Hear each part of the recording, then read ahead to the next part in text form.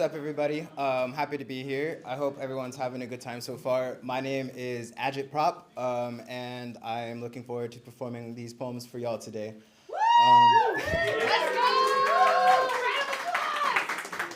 So just a brief little intro. So I just recently actually changed my name to Agitprop. I was most recently Sochi poet, which I still love the name Sochi, and there's a lot of nuance to that if you know your indigenous roots as well and everything like that. But Agitprop poet is just a lot better of a name for myself because I very much am a political poet, political person.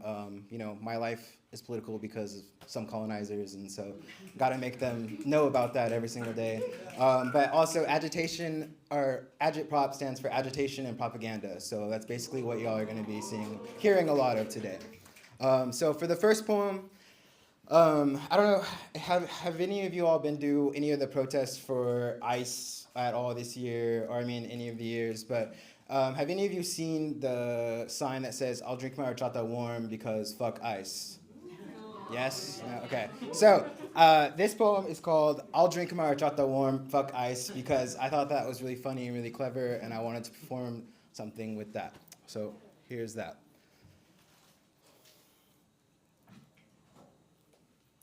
As I sat in thoughts of self-hate, saying, "Mexicans like you piss me off," clarity came to me like the sun breaking through on a gray day. Mijo, they want you to be angry at our people. My fist unclenches and I take in a deep breath. And my perspective shifts. You're right. It's not our people that I should be angry at, but it's a system imposed on us that let us know where our anger should lie that does. Is this a world full of mirrors, or am I tripping? Ain't no broken windows, but I'm about to go on a fucking sick one. Because how can we all about guns until that Chevy Suburban pull up? Whether it's Kathy feeling spicy, sipping on horchata, or Carlos, hired to speak to all the Mexicans. We let ICE tear our families apart, and all we say is stop. In a world that doesn't care about black and brown babies, kids, mothers, fathers being bombed on live TV, all we say is stop. In a world where Uncle Sam finds a new way to kill me, all you say is stop. But hey, you got a gold gun though.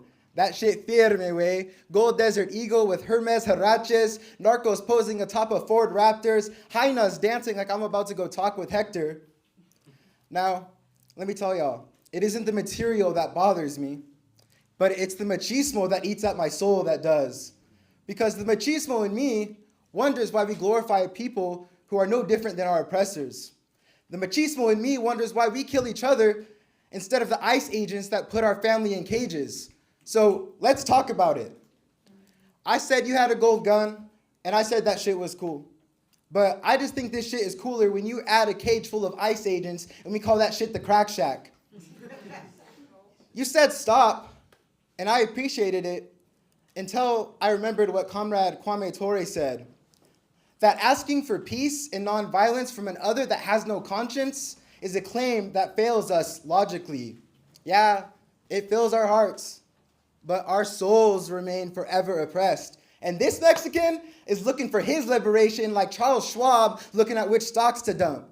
I ain't the man in the garden, but I still think I deserve it all because I live for that day that this empire falls, and I live for that tomorrow where there's no more kids in cages, no more fathers being ripped from their families because they're brown and have tattoos, no more mothers pleading with the president on the news, no more fake-ass machismo acting all hard until Don Raul comes around to tell you to get your ass back in the field.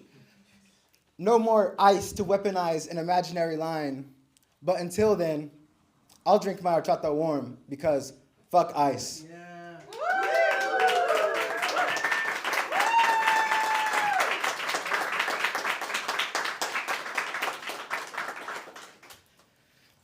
All right, now that I got those nerves out, I feel like I always just blank out right at the beginning and then it smooths out. But this next one, I've been working on this for a while. This is my first time performing it, memorized, and when I was coming up with this poem, America was really, really pissing me off. As they do typically, and I was also, at the time, I was like, what can I do to enhance this like feeling of making me feel pissed off? So I also put Meet the Grams on like repeat.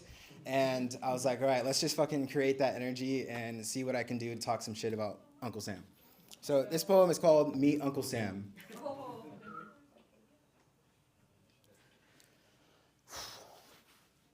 Dear America, I'm sorry that Uncle Sam is our uncle. Yeah, we all do have that one uncle. That one uncle who your parents warned you about but didn't do anything to actually stop them. That one who creeps on you and says that he wants you. And it doesn't have to be now, but when you turn 18, he says he'll own you anyways. He calls it something like selective service. This country is abusive, and yeah, Uncle Sam is that uncle we all know about, the product of colonizers, a little bit of French, a little bit of Spanish, but mostly English. So let me put this in plain English for y'all. Uncle Sam is the product of cousin fuckers. No Habsburg jaw, but his bloodline is still as fucked up as the rest of its ancestors. Now, America, it isn't our fault. We're up against a brute with nukes. Shit, this fucking guy's dumb as hell. But even then, he knows that power is the ability to exert brute force over another thing. So to Uncle Sam, we're things. We're bodies in the way of power. Bodies in the way of transforming beyond human. Dear Uncle Sam, I'm tired of feeling the way that I do. Every day you try to kill my revolutionary spirit, and every day you spend my money on bombs to kill kids. You spend my money on bombs to kill kids and blow up hospitals. You spend my fucking money on bombs to kill kids and blow up hospitals and fund genocide. And it reminds me why. Why you work so hard to kill us. Because each birth is a revolution waiting to happen. Each birth can create a new world without you in it. Each birth can create a new world without you as an oppressor. Theo, I see how you work. 1,500 Mexicans a day keeps the gangs away. 1,500 Mexicans a day that should have came the right way. 1,500 Mexicans a day, then y'all really about to understand the meaning of have it your way. 1,500 Mexicans a day, then who gonna be on the line at 5 a.m.? 1,500 Mexicans a day, then there ain't gonna be no more Jesuses to say amen. Dear Seattle Pigs Department, when we walk down the street saying free Palestine or free Congo or free Sudan or free all the oppressed peoples around the world, oh, do you love to make an example out of us? Beatings and bullets is what love will get you around here. Because you come to our protest to keep the savages at bay. You use undercover cars to take down the plates of those waving flags. You use AI tech to keep track of who comes in and who comes out. You use pawns, you use less lethal weaponry with pawns who only know how to kill and call it a service and shit. I see all of y'all so easily, you'll probably think I'm a spy from Hamas. Dear Donald, if you're looking for your good Mexican, you can probably tell by now that I ain't that. I don't speak Spanish. I don't have an accent. I'll never wave an American flag. My weed is loud. My lips are big. My socks are high. And I'll never join your prayer circles. You call my people gangbangers and say that there's no worth in us but to pick up your shit and put food on your table. You put brown kids in cages and give them foil blankets with 5-minute trials and with no presentation. You make native kids forget their native tongues, all while talking about saving the children, and that shit's crazy to me. Because you make words and phrases political and forget that I fucking exist. And right now, I'm just that brown body you're looking through, but when me and my people get organized, I'll get the respect that I deserve. And I can't tell if it's my fucking ego or if you just can't hear my fucking words. I'm Chicano me, the one who's about to raise the consciousness of a whole people. So, how's this for political? When I saw you and BB sitting next to each other, I was really like, damn, I really wish that white kid wouldn't have missed that one summer. Because you're another fascist who deserves to die. Another US president who the world won't have any sympathy for because you destroy our happiness for profit. I'm anti-American, I'm anti-Zionist, so I guess that makes me anti-Semitic. But let me go ahead and clear my name because I know that that's a hard term to understand. When I say I'm tired of limbs and upper torsos with their heads decapitated being wrapped onto bed sheets, you'll probably call me anti-Semitic. When I say that I'm tired of black and brown bodies being bombed on live TV or ripped apart, you'll probably say I'm anti-American. And shit, I might just be the first poet you have to kill because putting me behind bars would only create more bars for no profit. These words are like a panopticon, where I see you, but you don't see me. And every once in a while, I gotta flash that light on you and let the world know. Hey everybody, come look at what Uncle Sam is doing.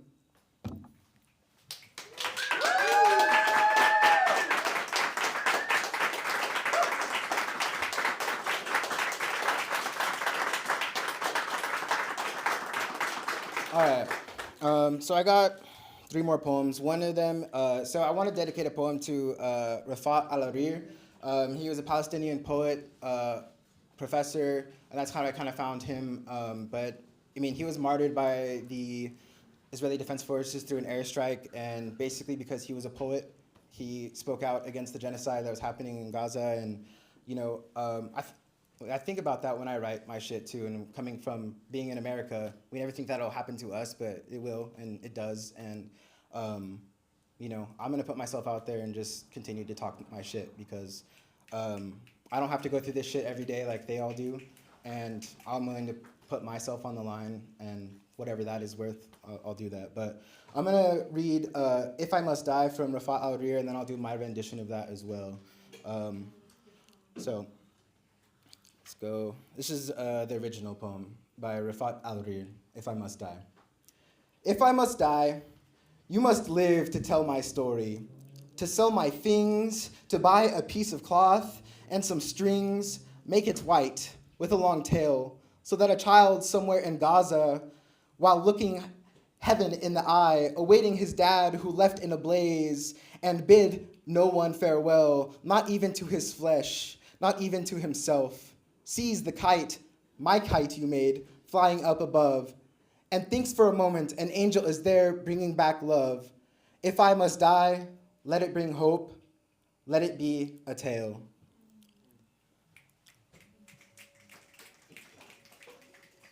So this is my rendition of it. I wanted to, do my own version of it as well.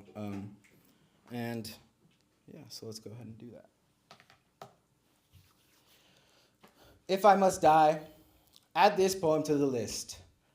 Another reason to cover up the lie that says that I must die. You must live to tell this story.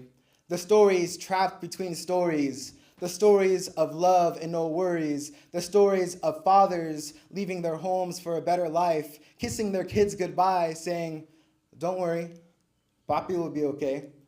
So that a kid from Quincy can wave to a kid from Gaza and knowing they are alike, saying, if you can't come home to a family that comes home whole, then my existence is an act of rebellion.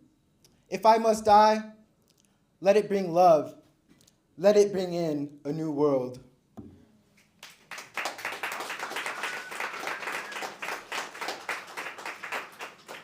All right, so I know I said I'm very political. All I do is political shit, and that's for the most part true. But I wanted to do this one this month. I didn't get a chance to do it for Cinco de Mayo, and the next time I would perform this, if I get the chance to, would be on Mexican Independence Day. So twice a year, Canelo Álvarez fights, and it's always Mexican Independence Day or Cinco de Mayo. And if you're Mexican or you grew up watching boxing, that's like what you do. When Canelo fights, you are doing that on Saturday night, and getting drunk with your family and doing all that shit. But yeah, so this is kind of like a cool poem that I wanted to put together, lightens up the mood as well, but also this is like basically, yeah, like I said, this is a glimpse into like a Mexican household on how this shit happens on like a Saturday night, watching Canelo fight and do all that shit. So yeah, let's go ahead and do that. Oh, and for today, honorary Mexicans. If you're not Mexican, honorary Mexicans. Cinco de Mayo as well, our Mexican Independence Day, whatever one sticks in your head the best. Yeah. If you're hearing this poem, it's either Cinco de Mayo or Mexican Independence Day. Twice a year, Mexico sends their best to perform and fight in front of the world. And today, a ginger-ass Mexican from Guadalajara unites a nation again.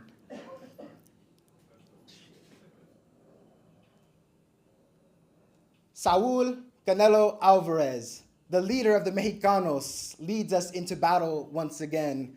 El Rey, played by a mariachi band, follows Canelo into the ring. Slower than a David Ortiz home run trot, Canelo jigs. Twice a year, boxers from around the world come to dethrone the undisputed. And El Rey says you don't have to be first, but you have to know how to arrive.